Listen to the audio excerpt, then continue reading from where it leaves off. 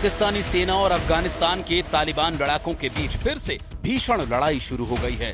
Durand line के बाद अब कंधार सीमा पर भयानक गोलीबारी हो रही है।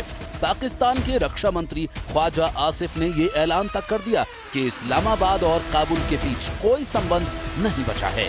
वहीं पाकिस्तान के अंदर तहरीक लब्बैक लड़ाकों ने कई शहरों को जलाना शुरू कर दिया। गाजा युद्ध विराम के खिलाफ प्रदर्शन कर रहे लब्बैक लड़ाकों के चीफ साद रिजवी पर फायरिंग का दावा किया गया, जिसके बाद पाकिस्तान में गृह युद्ध का सायरन बज उठा।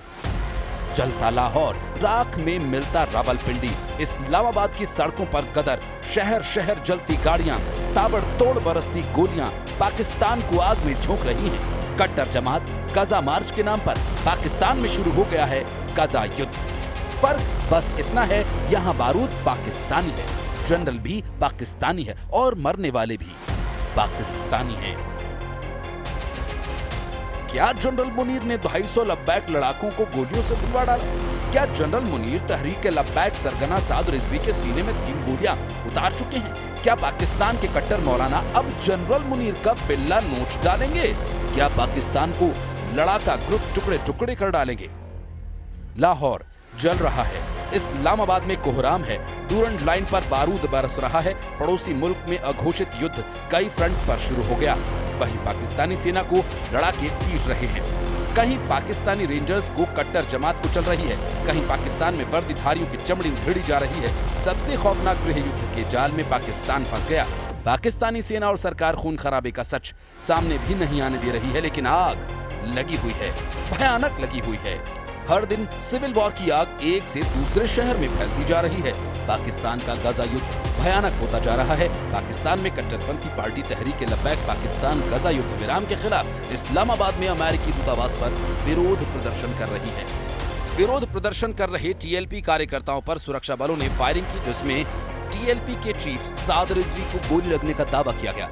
लब्बैक लड़ाकों ने दावा किया कि मौलाना साद रिजवी को 3 गोलियां मारी गई हैं। साद रिजवी के भाई अनस रिजवी को भी गोली लगने का दावा किया गया।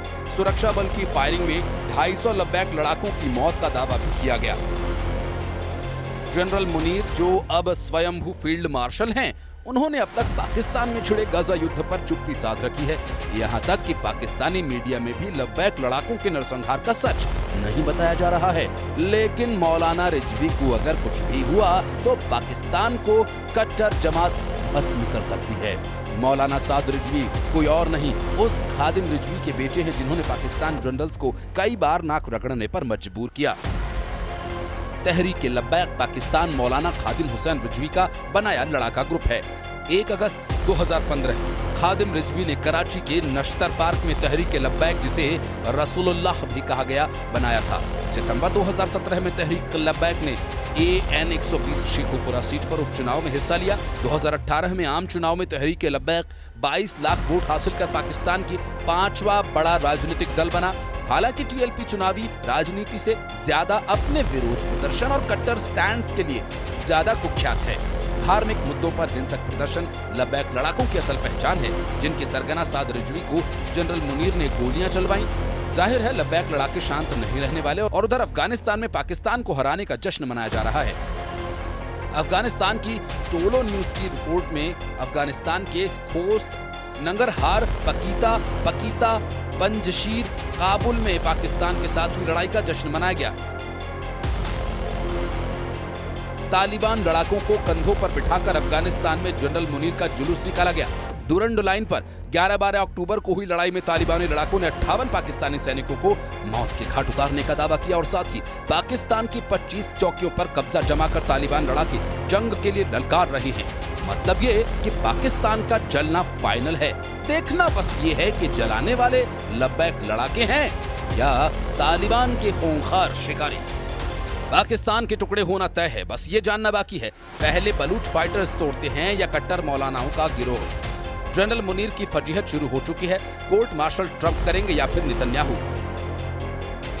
दूसरों के घरों में आतंक फैलाने वाले मुल्क पाकिस्तान ने, जहां अब हर उसका सूबा जल रहा है, जहां सरहद पर सेना मार खा रही है, जहां घर में कट्टर मौलाना खून खराबे पर उतर आए हैं, जहां सिर्फ मौत का डेरा है, जहां हर सिर पर बारूदी कफन है, ये वही पाकिस्तान है जिसको अपनी बुजदिल सेना पर गुमान है, मगर सच ये है कि जनरल असीम मुनीर के रंगरूट इस्लामाबाद में दौड़ा दौड़ा कर पीटे जा रहे हैं। बॉर्डर पर यही पाकिस्तानी पलटन बेमौत मारी जा रही है। वहाँ के हुक्मरानों की हैसियत क्या है, ये भी देख लीजिए। जिन डोनाल्ड ट्रंप की खातिरदारी में जनरल मुनीर और शहबाज शरीफ पीछे हुए थे, उन्होंने ही बड़ी फजीहत करवा दी। ट्रंप दुनिया भर में आज युद्ध खत्म करवाने का क्रेडिट लूट रहे हैं, शहबाज शरीफ उनकी हाँ में हाँ मिला रहे हैं, जबकि सच ये है कि उनका मुल्क तो युद्ध के भंवर में फंसा हुआ है।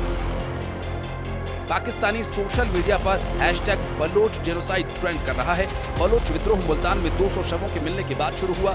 मुल्तान के निश्तार अस्पताल में मिले 100 क्षत विक्षत शव बलूचों के बताए जा रहे हैं। अफगानिस्तान के तालिबान लड़ाके कब्जे वाले कश्मीर के क्रांतिवीर बलूच लिबरेशन आर्मी के साथ अब लब्बैक लड़ाकों ने भी जनरल मुनीर के खिलाफ जंग का ऐलान कर दिया। उधर रावलपिंडी हेडक्वार्टर में जनरल मुनीर ने अपने कमांडर्स को फटकार लगाई है। जनरल मुनीर अफगानिस्तान फ्रंट पर हुई फजीहत से बौखलाए हुए हैं। आसिम मुनीर ने 7 दिन के अंदर तालिबान से मिली हार पर सफाई मांगी है। हालांकि जनरल मुनीर जब तक हार और नुकसान का हिसाब लगाते, तब तक कहीं फाइटर ग्रुप इस्लामाबाद को खाक में न बदल दे, इसका खतरा बढ़ता जा रहा है।